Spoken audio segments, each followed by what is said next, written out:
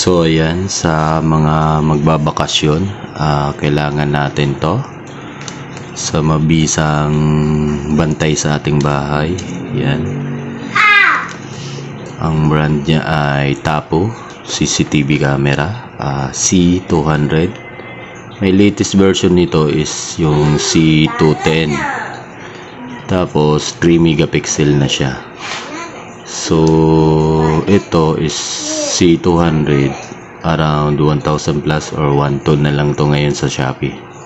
Pero nabili natin to dati is around 1.8 sa Shopee or sa Lazada nyo mabibili to.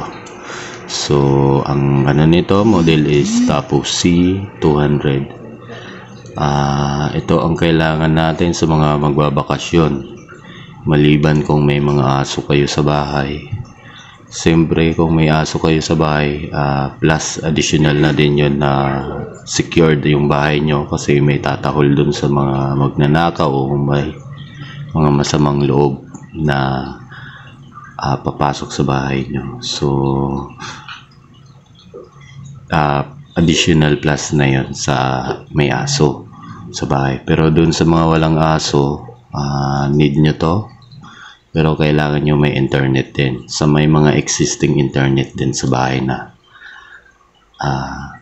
Ito ang mabisa kasi pwede nyo to i-install sa cellphone nyo. Halimbawa pumunta kayo ng province o kaya out of town kayo or nag-swimming or nakipag Christmas party or matagal kayong mawawala sa bahay nyo. Kailangan nyo to. Mamomonitor nyo yung bahay nyo. Tapos ang ano nito, specification is may notification to at saka may motion sensor, body sensor, saka yung notification sensor is pwedeng ni-notify kayo kung may any movement doon sa portion na tinutok nyo tong camera. Saka may 360 angle din to. Pwede siya auto-detect or mag-moving yung ano niya, itong pinaka-camera, maganda siya. Naka 360 degree siya. So, nakadepende yun sa settings nyo. Kaya, kailangan nyo may ganito sa bahay. Sa pag-install lang naman, madali lang to install kasi need nyo lang talaga ng wifi tsaka yung Tapo application. Available siya sa Google Play or sa Play Store. Doon nyo lang i-install yung Tapo. Tsaka ang kailangan lang doon is yung Google account nyo. Tsaka mag-create kayo ng password para hindi naman siya para may privacy din kayo. So hawak lang.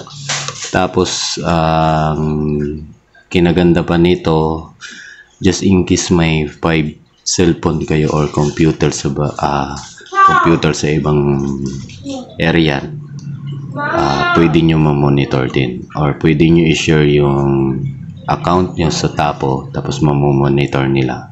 Kagaya sa amin, kasi sa amin nito may kinabit kami sa bahay sa province, from Masbate province, sa store ni mama or sa store ng aking magulang.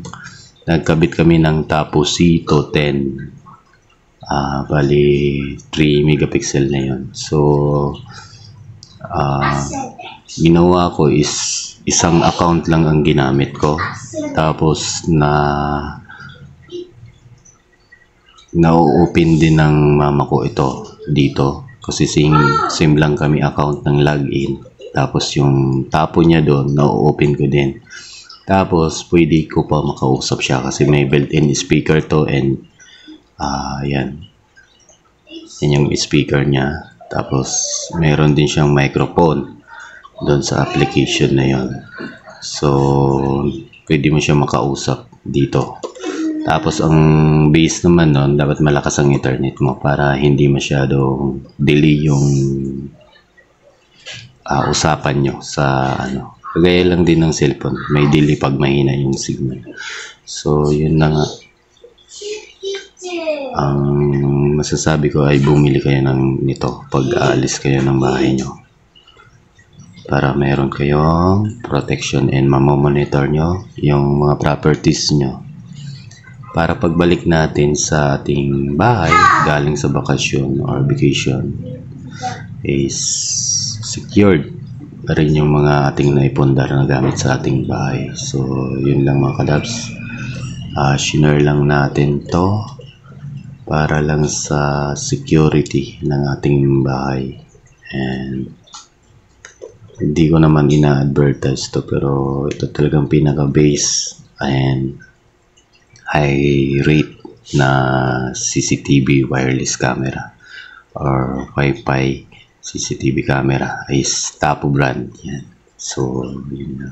So ayan, dyan ko siya nilagay yung ating Tapo na C200 yan, para nakapokus siya dito sa ating pinto kasi uwi tayo magbabakasyon tapos papunta doon yung view niya. So makikita nyo dyan, isisingit ko lang dyan sa screen or sa ano. Tapos pwede rin siya ipaganon dito sa area na to. Kaya dyan natin siya nilagay. Tapos kinaganda nito, dalawa na yung ating Tapo na CCTV camera.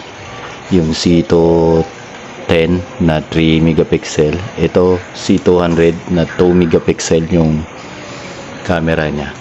So pwede natin i-dual. Pag magdagdag tayo, pwede 4. Ipapakita ko din dyan sa display kung ano yung sinasabi ko. Maano natin yun sa application. Tapos yung isa kasi na-access natin yun na nasa province, Masbate province, papunta dito sa Santa Ana, Manila. So ayan sa screen. Tapos pwede rin natin i-share yung ating account sa TP-Link apps or Tapo apps. I-share natin sa ating kamag-anak sa ibang bansa na ano din nila, ma-access din nila yung ating CCTV camera. Tsaka ito. So yun lang, pakita ko dyan. So thank you for watching.